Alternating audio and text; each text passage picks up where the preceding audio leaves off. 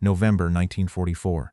A cold, rain-slicked supply depot near Thionville, France. Heavy trucks idle in the thick mud. Men shiver in the damp air, waiting for the heavy wooden crates of ammunition that mean the difference between life and death on the front lines. The front is only 3 miles away, and the artillery is already beginning to rumble. But at the front of the queue, a line of empty trucks belonging to a combat unit is told to turn off their engines and wait. A supply sergeant stands on the loading dock, holding a clipboard, turning them away while he waves rear echelon reserve trucks to the front. He is enforcing his own private hierarchy in the middle of a world war. General George S. Patton will soon hear about this delay, and his response will dismantle a sergeant's private empire in a single, cold afternoon. This is the story of how General George S. Patton confronted a supply sergeant who forced a black combat unit to wait for ammunition behind white reserve troops. Before we continue, make sure you subscribe. We tell the World War II stories that show what happens when silence becomes complicity. Captain Winston Drake was 28 years old, from Philadelphia, Pennsylvania, serving with an independent infantry company. Drake was a studious man who had studied history at Temple University before enlisting. He was a natural leader, quiet but fiercely protective of his men. His unit had fought its way through the hedgerows of Normandy, enduring the constant rain, the mud, and the sharp bite of German mortar fire. He had already lost his closest friend, a young lieutenant from Pittsburgh, to an artillery airburst 3 weeks prior. Drake carried that loss like a physical weight under his olive-drab jacket. He knew the cost of war, and he knew that every second wasted on the battlefield was paid for in American blood. On this freezing November morning, his company was scheduled to lead a dawn assault, and he was running out of time. Master Sergeant Lloyd Palmer was 39 years old, from Akron, Ohio, and he ran the Thionville distribution point like his own personal fiefdom. Before the war, Palmer had worked as a warehouse foreman, a job where he enjoyed exercising petty authority over others. He wore a tailored, clean wool jacket, and his combat boots were polished to a mirror shine, completely untouched by the frontline mud. He carried a clipboard like a weapon. Hiding behind regulations, he had invented himself to enforce a strict racial hierarchy. In Palmer's mind, white units always came first, and colored units were to be pushed to the back of the line, regardless of the tactical situation. When Captain Drake approached the loading dock to protest the delay of his ammunition, Palmer simply looked down from his dry wooden platform, tapped his clipboard, and said that the colored boys would just have to wait because he did not make the rules. By November 1944, the Allied advance across Europe had slowed to a grueling crawl. The rapid dash across France after the breakout from Normandy was over, replaced by a freezing, rain-soaked war of attrition along the German border. Supply lines were stretched to their absolute breaking point, spanning hundreds of miles from the ports of Normandy to the front lines in Alsace and Lorraine. Fuel, winter clothing, and above all, artillery and small arms ammunition were in desperately short supply. In this chaotic environment, local distribution points became the crucial bottlenecks of the entire war effort. Because of the frantic pace of the advance, higher headquarters often left these rear area depots to run themselves. Many division commanders and logistics officers simply looked the other way, ignoring the petty biases and unofficial priority lists that supply sergeants used to run their depots. They were too busy managing the larger crisis of the German defense to worry about the internal politics of a muddy supply yard.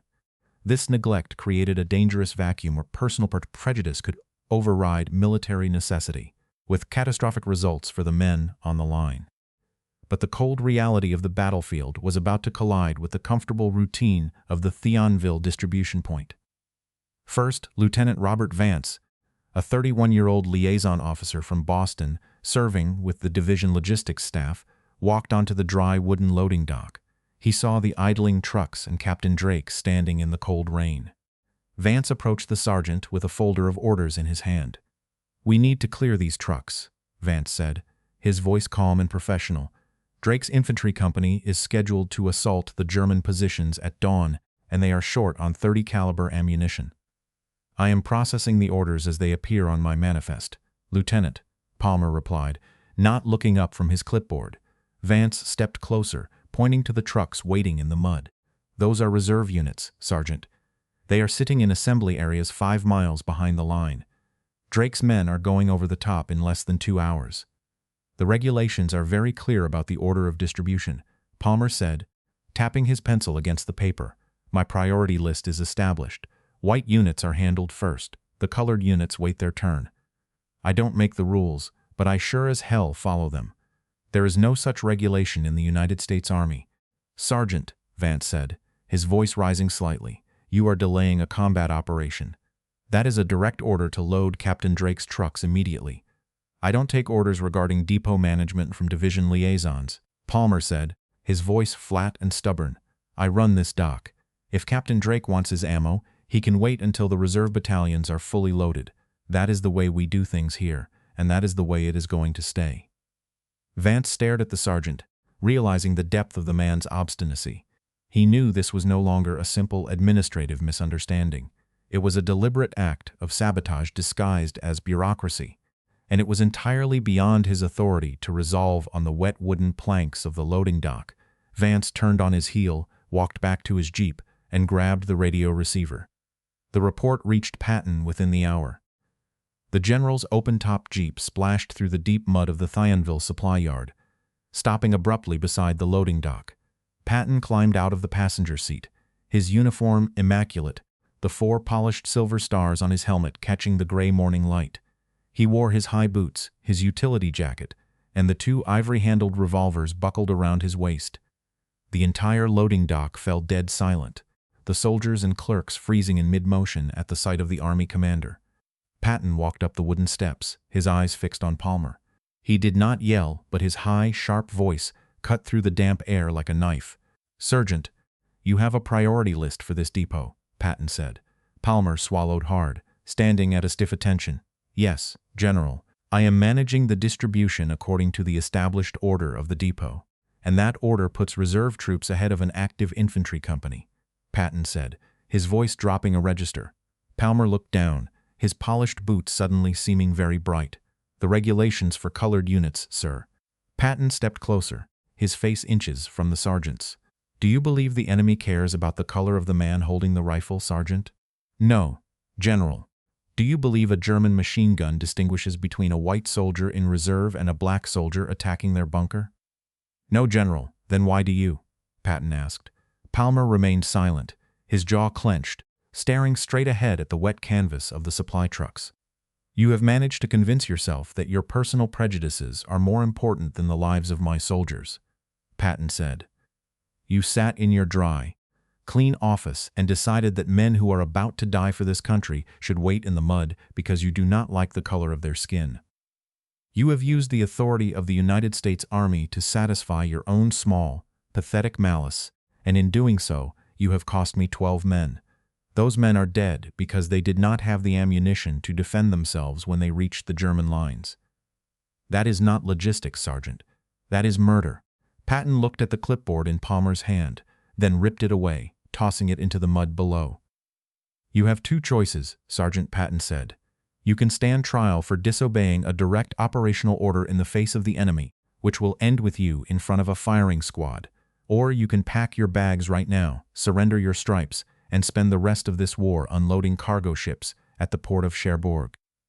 You wanted to decide who gets supplied. Now you will carry the boxes yourself, and someone else will tell you where they go. Decide in the next 10 seconds. Palmer looked at the mud, then back at Patton. I will take the transfer, sir. Get out of my sight, Patton said.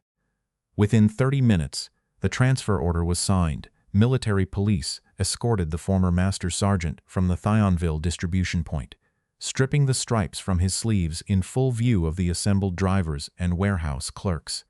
His polished boots squelched through the deep, brown mud as he walked toward the transport truck, carrying his duffel bag on his shoulder. The civilian workers and the soldiers of the supply detachment stood along the wooden platform, watching in silence. There were no cheers, only the heavy, quiet realization of what had occurred. Under the direct supervision of Lieutenant Vance, Captain Drake's remaining drivers began throwing the heavy wooden ammunition crates onto their flatbeds, the wood splintering under their wet gloves. The smell of gasoline and wet pine filled the cold air. Within the hour, the trucks roared out of the yard, spraying mud against the wooden loading dock heading toward the front lines. The priority list that had governed the depot was gone, replaced by a simple, hand-written sign posted on the main office door. Ammunition goes to the men fighting, first, last, and always. Captain Winston Drake survived the winter of 1944, leading his company through the brutal fighting in the Ardennes and across the Rhine into Germany. He returned home to Philadelphia in January 1946, where he became a high school history teacher and a quiet, active leader in the early civil rights movement. He rarely spoke to his family about the war, but he kept a single, brass .30 caliber shell casing on his study desk until his death in 1982. Lloyd Palmer spent the remainder of the war in the damp, drafty warehouses of the Cherbourg docks, moving heavy wooden crates under the supervision of officers 10 years his junior. He was discharged in November 1945 with the permanent rank of private. He returned to Akron, Ohio, where he worked as a night watchman at a rubber factory, living a solitary life and remaining bitter about his demotion until he passed away in 1974. General George S. Patton never mentioned the incident in his personal diary, nor did he include it in his wartime memoirs. However, a copy of the revised Supply Priority Directive, signed in his bold, slanted handwriting, remained in his personal papers, tucked behind a map of the Saar region. He knew that the victory of his Third Army depended not on the theories of rear-area bureaucrats, but on the speed and precision of the men who actually carried the rifles. Some historians have argued that Patton's swift intervention at the Thionville Supply Depot was motivated less by a personal commitment to racial equality and more by his fanatical obsession with operational speed and military efficiency. Others have argued the opposite, suggesting that the general possessed a pragmatic understanding of human dignity, recognizing that unnecessary discrimination directly undermined the morale and combat readiness of his forces. What is certain is that the revised Supply Priority Directive established after the incident permanently broke the administrative bottleneck, ensuring that combat urgency remained the sole standard for military supply distribution throughout the remainder of the European campaign. If you had been in Patton's position, would you have done the same, or would you have handled the supply sergeant through regular administrative channels? Let us know in the comments. And if you want more stories about what happens when silence becomes complicity, make sure to subscribe.